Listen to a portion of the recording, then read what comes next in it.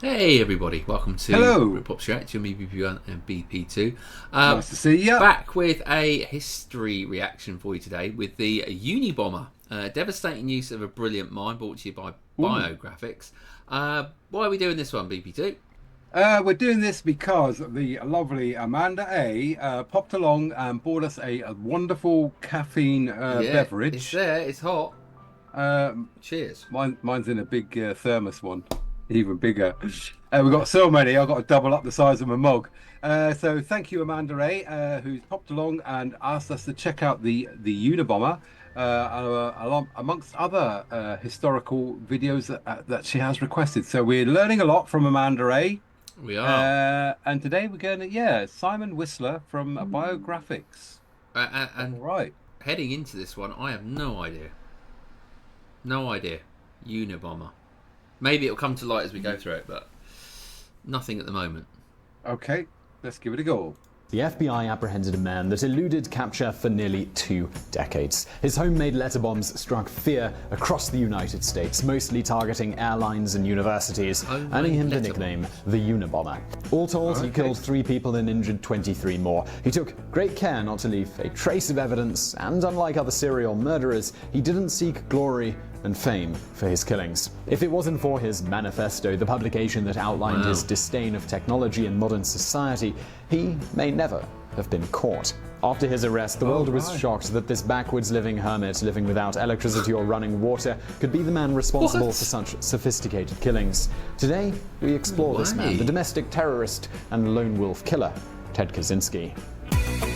Ted Kazinski. Okay. Get a groove. On May the 22nd, 1942, Theodore John Kazinski was born in Chicago to blue-collar, second-generation Polish Americans Theodore Turk and Wanda Kazinski. 7 years later, the Kazinskis had a second son. Didn't want to sit on the rest of the sofa then. Little is written about Ted's early years, except for one incident that may have been the impetus to the boy's tendency to alienate himself, according to his mother and brother. When Ted was a 9-month-old baby, he developed a severe case of hives that required him to be quarantined for 10 days in the hospital. Afterwards, Wanda reported it took a long time for her son to return to his normal, happy self. Worried about his shyness and social development, Wanda claimed she considered putting her young son into studies for autistic children, but ultimately decided against it. One neighbor remembered him as strictly a loner. When Ted was 10 years old, the Kazinski family moved out of Chicago to the southwest suburb of Evergreen Park. At the time, this was a neighborhood predominantly made up of Irish people, Italians, Czechs, and Poles.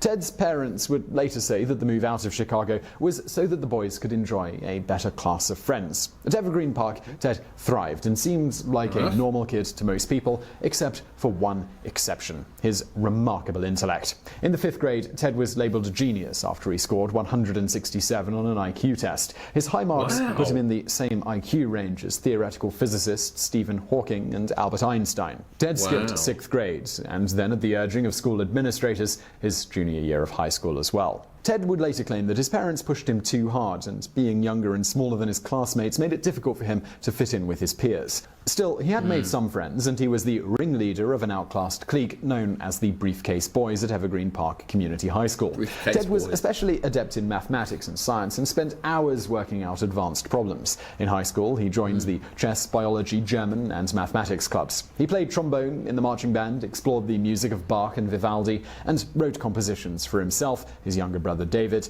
and their father to perform at home. His physics teacher, Robert Rippey, described him as honest, ethical, and sociable. Ted attended summer school and was able to graduate at the age of just 15. That year, he was one of 5 national merit finalists at his high school. One former classmate said Ted was never really seen as a person, as an individual personality. He was always regarded as a walking brain, so to speak. Ted seemed aware of how others viewed him. He later said, "By the time I left high school, I was definitely regarded as a freak by a large segment of the student body, and he felt a gradual increasing amount of hostility from the other children." In 1958, Ted was accepted into Harvard, and as part of the recommendation letter, his high school counselor, Lois Skillen, wrote, "I believe Ted has one of the greatest contributions to make to society. He is reflective, sensitive, and deeply conscious of his responsibilities to society. His only drawback is a tendency to be rather quiet in his original meetings with people, but most adults on our staff and many people in the community who are mature find him easy to talk to and very challenging intellectually. He has a number of friends among high school students and seems to influence them to think more seriously." During this period of his life, Ted held immense promise for his future, but he may not have been ready to leave home. Special guy. My friend remembers urging Kazinski's father not to let the boy go, arguing he's too young, too immature, and Harvard too impersonal. Okay. It's funny how we sort of shun people. As an incoming Harvard freshman, Kazinski was 16 years old. The health service doctor who interviewed him as part of the routine screening process noted, "Good impression created. Attractive, mature for age, relaxed. Talks easily, fluently, and pleasantly. Likes people, then gets on well with them." Being among the youngest and brightest freshmen, Ted was housed at 8 Prescott Street, a 3-story Victorian house just outside of Harvard Yard. That year, the dean of freshmen, Skiddy von Stad Jr., decided to use the residence specifically for less mature boys who needed a more intimate, nurturing environment. It was a place where those boys would not get lost in the larger, impersonal dorms. Some have come to the conclusion that while the dean's plan was well-intentioned, putting all the fragile young men together had the opposite effect. It isolated them, making adjusting to Harvard even more difficult. One student living at 8 Prescott later said, "It was not unusual to spend all one's time in one's room and then rush out the door to library or class." After his arrest, Kazinski's housemate, Gerald Burns, wrote that he was as normal as I am now. It was just hard on him because he was much younger than his classmates. Despite the adversity, he took up swimming and wrestling, played trombone, and picked up basketball. He also had a few friends. Kazinski's sophomore year marked the beginning of, in his words, the worst experience of my life. Together with 21 undergraduate students, Kazinski was a participant in an unethical study conducted by Henry A. Murray, the Harvard professor and psychologist best known for pioneering personality tests. Before Harvard, Murray had been a colonel in the US Army and an agent for the Office of Strategic Services, OSS, which later became known as the CIA. According to his colleagues at OSS, Murray was obsessed with mind control and used LSD among other drugs to determine how to brainwash subjects. There is no evidence to suggest Murray used LSD in his experiments with Kazinski, though. The study was officially named Multiform Assessments of Personality Development Among Gifted College Men, and its purpose was to measure how the students reacted under stress. Subjects were told that they would be debating personal philosophies with other students and writing essays detailing their beliefs and their aspirations. The essays were then turned over to anonymous attorneys who conducted vehement, sweeping, and personally abusive interrogations. The participants wore electrodes to monitor their physiological responses, and the sessions were also filmed. Later, subjects' expressions of rage during the interrogations were repeatedly played back to them. Some sources have suggested that Murray's study was part of the federal government's research on mind control known as Project MKUltra. Author Olsen Chase questioned whether the purposely brutalizing psychological experiment contributed to the making of Kazinski the Unabomber. However, by no means can Kazinski's bombing campaign be laid at Harvard's door, though his staunch anti-technological views are recognized in part to Harvard's curriculum in the late 1950s. Kazinski earned a Bachelor of Arts from Harvard in 1962, finishing with a 3.12 GPA. In his own words, Ted later recalled his experience overall at Harvard as a tremendous thing for me. He thrived on the hard work and self-discipline and became enthusiastic about willpower. Okay. So, Kazinski enrolled at the University of Michigan in Go on. Well, no, just going back to that bit about the OSS and, LSD and mind control. Remember a while back, there was that film George Clooney, The Men Who Stare at Goats? And that was all about sort of, LSD and mind control and all that sort of thing. And again, a sort of a military unit that they sort of, trying to give them special powers and brainwashing and being able to sort of, interrogate people with mind. So, yeah, it all sounds kind of like that thing. But, so far, up until he went to Harvard, he sounded like a well-adjusted guy, all right, bit special. So, people like us that aren't clever. Bit quiet, don't necessarily get, like they said, they see him as a walking brain rather than a human, which is a shame because you know, you need to have that social side to learn social etiquette, interaction. What's, you know, how is every, you know, emotions. Whereas if you don't have that, you stifled yourself from that, you know, suffocated yourself from that. It must be very, very difficult to then. But, you know, like you say, he seemed like a nice enough chap so far, really. Yeah, I think that's sort of where they said, you know, put them all in all the sort of young and sort of in the same dorm probably didn't help. And then this guy coming along, sort of carrying out psychological warfare on a young man, probably messed him up a bit. All right. Yeah. All right, let's keep going. 1962 at the age of 20 and spent the next 5 years of his life in Ann Arbor. He earned his master's degree in 1964 and his doctoral degree in 1967. Michigan, it was not his first choice school. He would have preferred the University of California at Berkeley or the University of Chicago. He was accepted to all three, but Michigan offered Kazinski a teaching position and a financial aid package. At Michigan, Ted received $2,310 annually, roughly the equivalent of about $19,000 today. During his time there, he specialized in geometric function theory and completed his dissertation, Boundary Functions, to great acclaim. His doctoral advisor, Alan Shields, called it the best I have ever directed, winning the Sumner Byron Myers Prize for Michigan's best mathematics dissertation of the year. Kazinski published 5 journal articles based on it, 2 while at Michigan and 3 after. Despite Kazinski's academic success, he earned 12 A's and 5 B's over 18 courses, and his students rating him as an above-average instructor, he did not enjoy Michigan. He thought the standards were wretched, and the professors were mostly sloppy, careless, and poorly organized. As he said, most instructors and most students did only what they had to do. There was no interest or enthusiasm or even any sense of responsibility about doing a good job. The mathematics department was enthusiastic about him, but many others didn't seem to notice him. Underneath the quiet and studious demeanor, no one suspected his rage was building, his ideology forming, and it was at this point that he apparently made the decision to start killing. Kazinski later said, "I thought I will kill, but I will make at least some effort to avoid detection so that I can kill again." According to Sally Johnson, who conducted a psychological profile on Kazinski during his court proceedings, it was during his 4th year at Michigan that he began to fantasize about breaking away from society. She wrote, "He decided that he would do whatever he always wanted to do, to go to Canada, to take off in the woods with a rifle and try to live off the country. If it doesn't work, and if I can get back to civilization before I starve, then I will come back here and kill someone I hate." Kazinski also shared with Johnson that he suffered from nightmares and sexual repression during this time. He began fantasizing about being female and reasoned the only way he would ever be able to touch a woman was simply to become one. Kazinski went so far as even to go to the university's health center to discuss a possible sex change, but he had a sudden change of heart in the waiting room. He shared with Johnson his feelings of humiliation and of disgust, and then suddenly felt better when he thought about murdering the psychiatrist. Just then, there came a major turning point in his life, he later told Johnson. "Like a phoenix, I burst from the ashes of my despair to a glorious new hope." In late 1967, Kazinski became the youngest assistant professor of mathematics in the history of UC Berkeley. He was 25 years old. He stayed on for less than 2 years, teaching undergraduate classes in geometry and calculus, before a sudden and unexpected resignation.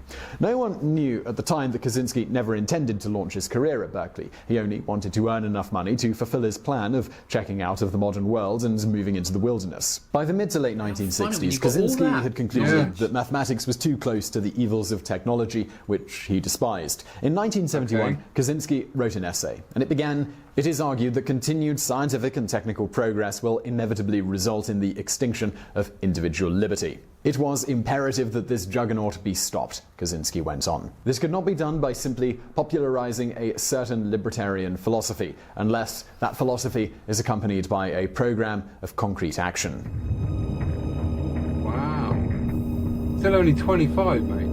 After leaving Berkeley, Kazinski lived with his parents for 2 years before building his remote cabin outside of Lincoln, Montana, on lands that he purchased with his brother's help. The cabin was a simple structure with no electricity or running water. That is simple. At first, he survived working odd jobs, using an old bicycle to get to and from the town. He taught himself survival skills such as tracking game and edible plant identification, as well as organic farming. He visited the library and read classic works in their original languages. In 1975, he started to see the impact of real estate estate development on the Montana wilderness, and it enraged him. He had considered living peacefully, but now all he wanted was to get back at the system by acts of revenge and carry out his earlier fantasies of killing. Oh dear. Very, very strange. From 1978 to 1995, Kazinski mailed or hand-delivered a series of homemade bombs of increasing sophistication. He took great care not to leave any fingerprints behind, and he purposefully left misleading clues to confuse the authorities. His first bomb was meant for Buckley Christ, a professor of materials engineering at Northwestern University. Christ was suspicious of the package and called campus police. Officer Terry Maker opened it, and the package exploded, injuring Maker's left hand. A second bomb in May of 1979 was sent again to Northwestern. This time it was a graduate student, John Harris, who suffered minor cuts and burns when it exploded. Kazinski's next bomb was intended to blow up a Boeing 727, American Airlines Flight 444, traveling from Chicago to Washington, D.C. The bomb was placed in the cargo hold, and thankfully a faulty timing mechanism prevented it from igniting. It did release smoke, forcing an emergency landing, and authorities stated that it would have had enough power to obliterate the plane had it exploded. It was at this point that the FBI opened the Unabomber case and led a task force made up of the Bureau of Alcohol, Tobacco, Firearms and Explosives and U.S. Postal Inspection Service. Analysis on the bomb materials proved fruitless. Kazinski's handmade explosives were made with scrap materials found almost anywhere. 4 more bombs caused unsuspecting victims burns and cuts from 1980 to 1985. The first serious injury, though, it occurred on May 15, 1985 at Berkeley, when graduate students and a captain in the U.S. Air Force, John Hauser, opened the package. He lost 4 fingers and vision in one of his eyes. This bomb was followed by 2 more bombs in 1985, and then on December the 11th of that year, the blast from a nail and splinter-loaded bomb killed Sacramento computer store owner Hugh Scruton. This was the first of 3 Unabomber casualties. Kazinski targeted another computer store owner, Gary Wright, in 1987, who suffered nerve damage when the bomb went off. After nearly a decade, the FBI was nowhere close to catching the Unabomber. But then, all of a sudden, he stopped sending bombs for a period of 6 years, from 1987 to 1993. The authorities simply thought he was gone. They surmised he died by accidental death or natural causes, or maybe he had a change of heart. Kazinski's reign of terror, it wasn't over though. He mailed 4 more bombs from 1993 to 1995, murdering 2 more people, including Thomas J. Mosser, an advertising executive, and Gilbert Brent Murray, a timber industry lobbyist. His 2 other bombs severely wounded and disfigured David Gerlenter, a computer science professor at Yale. So, I'm just trying to work out why, these people... He obviously said people I hate. Yeah. And he's so intellectual. Do you think some of these people that he's obviously... Because he's targeting these people. He's thinking, right, I'm targeting... the timber was the last one. So maybe, when he's out in the woods, he's met this person and No, I think it was more... It was the head of... Well, you think it's more along the lines of the behind the cutting computer down, science, bringing down cutting down the trees and so they're sort of destroying the wilderness that he loves. The others are all sort of computer scientists, or so he hated the computer because he could see the rise in that was going to be where we are today. People stuck on computers. All right, but yes, okay. I mean it's a long time to sort of 10 years and then to go quiet for 6 years, then come back again. So wow. And that's a concerted effort, isn't it? It is, and I'm assuming, I could be wrong, that is he still living out in this wilderness? I'm not sure. At the moment, he's still up in the Montana wilderness. I think that's where they ended up arrested him in the end. Right. Okay. All right. Let's keep going then. University, and Charles Epstein, a geneticist at the University of California, San Francisco. Kazinski's bombs were often stamped with the letters FC, and the FBI noted the theme of nature and trees, since he often included bits of bark and branches in his explosive packages. Okay. Was that from the In 1995, Kazinski contacted the media, blackmailing the New York Times and Washington Post into publishing his 35,000-word essay, Industrial Society and His Future. The media dubbed this the Unabomber Manifesto, and in exchange for its release, word for word, he would desist from terrorism. In his manifesto, Kazinski asserts that the downfall of the human race can be attributed to the Industrial Revolution and modern technological society. He claimed widespread psychological suffering has taken place because of technologies Kazinski's destabilizing effect, and he argues people spend too much time engaged in useless pursuits such as the consumption of entertainment. Our society tends to regard as a sickness any mode of thought or behavior that is inconvenient for the system. And this is plausible because when an individual can't fit into the system, it causes pain to the individual as well as problems for the system. Thus, the manipulation of an individual to adjust him to the system is seen as a cure for a sickness and therefore as good. Kazinski saw the only way of returning to wild nature and freedom was to destroy progress, which he believed was entirely possible. The Manifesto's reception was regarded as a work of genius by some and entirely sane by others. It has been compared to Aldous Huxley's Brave New World and George Orwell's 1984. James Q. Wilson wrote that it was a carefully reasoned, artfully written paper. If it is the work of a madman, then the writings of many political philosophers, Jean-Jacques Rousseau, Tom Paine, Karl Marx, are scarcely more sane. Okay. Wow. But I mean... Following the publication of the Manifesto, David Kazinski and his wife Linda noticed chilling familiarities between his brother's letters and an earlier essay that Ted wrote. For 3 weeks, they pored over years of correspondence looking for telltale clues before contacting the authorities. Once convinced the Unabomber could be David's brother, they hired an attorney who contacted a criminal profiler to analyze the letters and contact the FBI. At the time, agents were actively following up on over 2,000 tips, and a recluse living in the backwoods of Montana didn't seem to match their expectations. Not until expert linguists analyzed the letters and the essay and determined that they were certainly the same man. FBI agents arrested Kazinski on April 3rd, 1996 at his cabin, where he was found in an unkempt state. A search of his cabin revealed a cache of bombing components, 40,000 handwritten journal pages that included bomb-making experiments, descriptions of the Unabomber crimes, and one live bomb ready for the mailing. They also found what appeared to be the original typed manuscripts of industrial society and its future. By this point, the Unabomber had been the target of the most expensive investigation in FBI history. A federal grand jury indicted Kazinski in April of 1996 on 10 counts of illegally transporting, mailing, and using bombs, and 3 counts of murder. Kazinski's defense had attempted to use the insanity defense in order to avoid the death penalty, but Kazinski refused. He tried to fire his attorneys and attempted suicide by hanging on January the 9th. On the judge's order, Kazinski underwent a psychological evaluation by Sally Johnson, who gave him a provisional diagnosis of paranoid schizophrenia. Regardless, he was determined to be fit to stand trial and instead pled guilty on all charges on January the 22nd, 1998 in exchange for avoiding the death penalty. At the sentencing, Kazinski displayed no emotion or remorse for his heinous crimes. The contents of his cabin were sold at auction and netted $232,000 for Kazinski's victims. Today, Ted Kazinski is serving 8 consecutive life sentences in a maximum security prison in Florence, Colorado, where he spends 23 hours a day in his cell. He maintains an oddly active connection to many people on the outside through letters and contacts the media with regularity. The Labadie collection, correspondence since his arrest with over 400 people, is housed at the University of Michigan's Special Collections Library. Further, his Montana cabin, seized by the US government, is currently on display at the museum in Washington, D.C. So I really hope you enjoyed that biographics video. If you did, don't forget to subscribe to this channel. Good job. Very, very informative. Yes. Wow. Okay.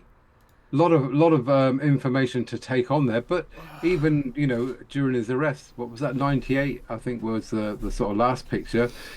Still looked sort of young, healthy, fit, active. It's just.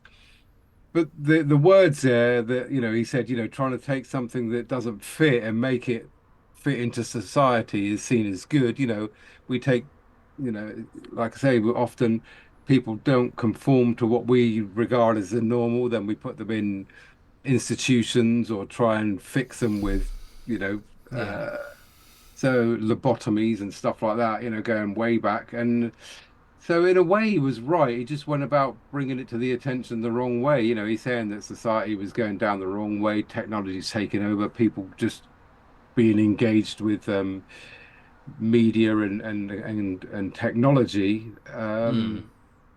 So you could see he had a vision before it was where we are now, which is pretty bad. TikTok, and kids don't get off TikTok or whatever, Facebook. Yeah, exactly. But yeah, it's a shame, isn't it, when you see an individual like that, because they're very, very clever. Waste of a sort of a brilliant mind, really, that could have done for society. Done a lot of good. Yeah. Could have been, pretty amazing. But there you go. Everybody's different, mate. And he wanted the wilderness, and yeah, it's difficult as one person to try and stop the world from going in a certain direction. So yeah, it's a shame. Well, so thanks, Amanda. Though. Thank you very much, Amanda, for again a brilliant, informative video there on the Unabomber. I think we've got some more coming up from Amanda as well. So stay tuned if you enjoy this type of content. And let's see where we go next. Very interesting. Yes, thank you for spending the time today. Hopefully you learnt something or a bit more informed than what you were before if you knew about the Unabomber. We certainly are. We do, indeed. We'll be back tomorrow for another reaction. Until then, it's goodbye from him. Oh, goodbye from him. Later. Him out. Oh.